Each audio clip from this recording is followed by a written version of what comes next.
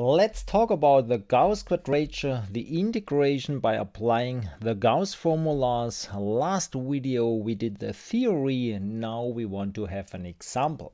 Okay.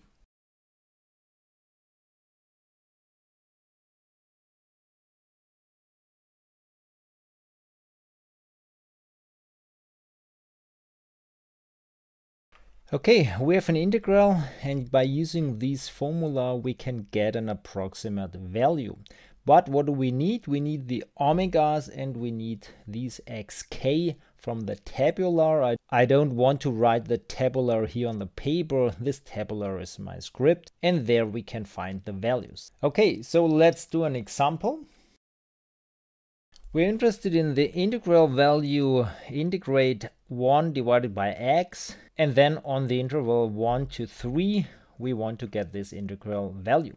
In this case, we can easily do that by finding the antiderivative, which is logarithm of x, and so the result is logarithm of 3 minus logarithm of 1. Logarithm of 1 is 0, so the correct result is natural logarithm of 3. But we have in mind for other functions here, it's impossible to find the antiderivative, and there we need some approximate formulas. Okay, now let's go to the Gauss tabular, and we have to choose an n. And in my script, we find that tabular. So we have to decide which n do we want to use. Okay, so let's say we will use n is 3 in that example. Okay, n is 3. And then what do? We have these xk tilde values. What is that?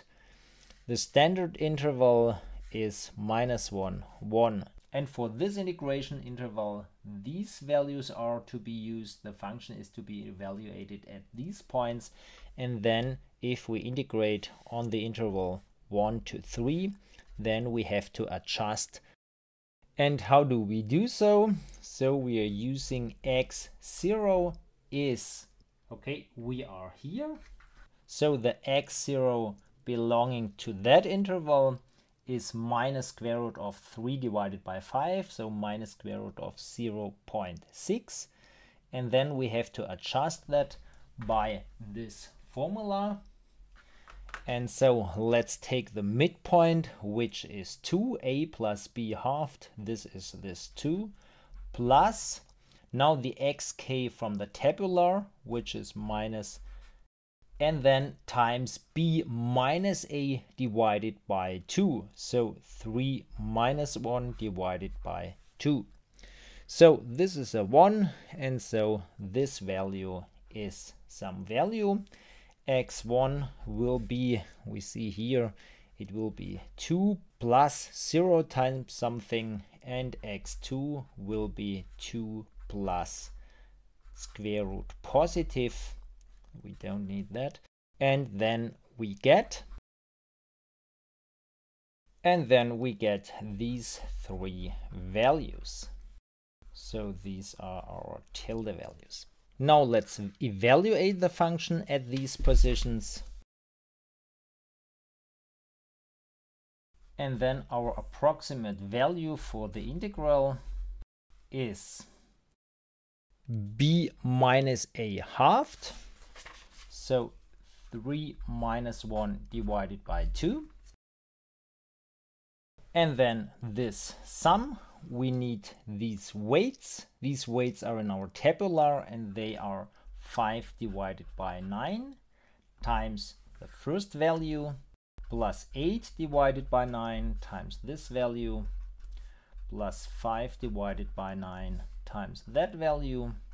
And then asking electronic help, we will get 1.098039 and so on.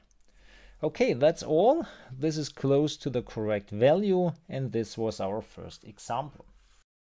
What will we do next? The normal procedure is if we integrate on that interval, we can split the interval, we can subdivide the interval, and then apply the formulas on each part of the interval and then sum up.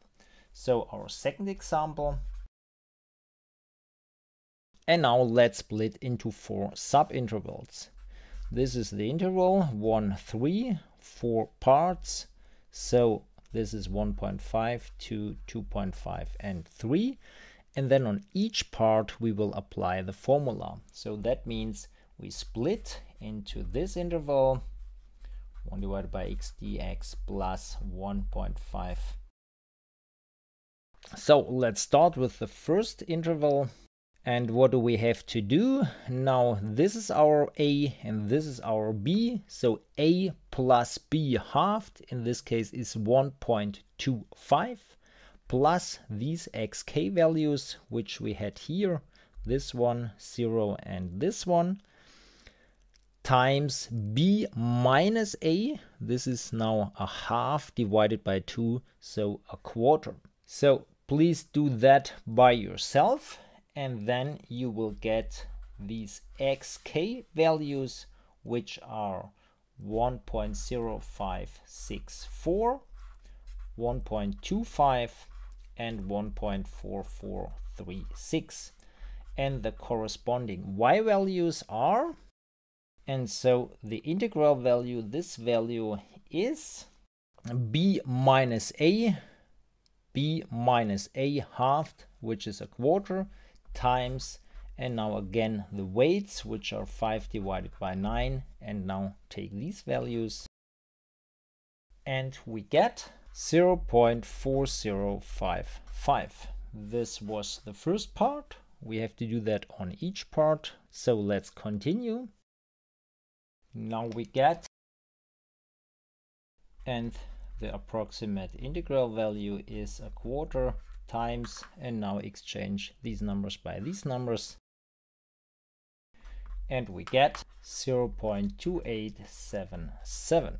Okay, I noticed that I did not give you the side which I intended to show you. I wanted to show you on the left the octave window. So what did I do?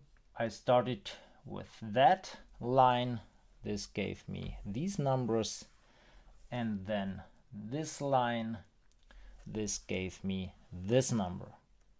Then I continued here, this line here, and then this line did the work here, and we got that value. Let's continue.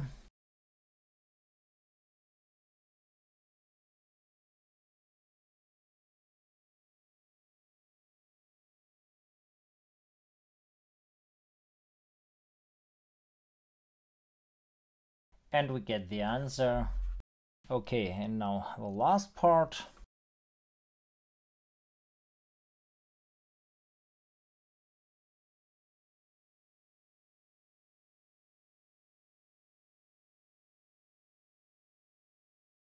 And so we have our 4 parts here, 1, 2, 3, 4, and now we can add up to get that value.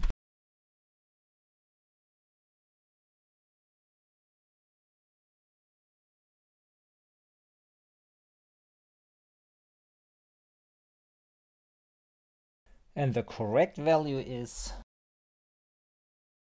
okay, so we were very good here up to the 5th digit after the decimal point. All these digits are correct, and only the 6th and the following digits are not correct. So very good result. So that's all. This was our video about Gauss quadrature, the integration using the Gauss formulas, and we applied that. And the second example is the example in practice. You will always do it that way, almost always, and almost never you don't split. Okay, so we are done.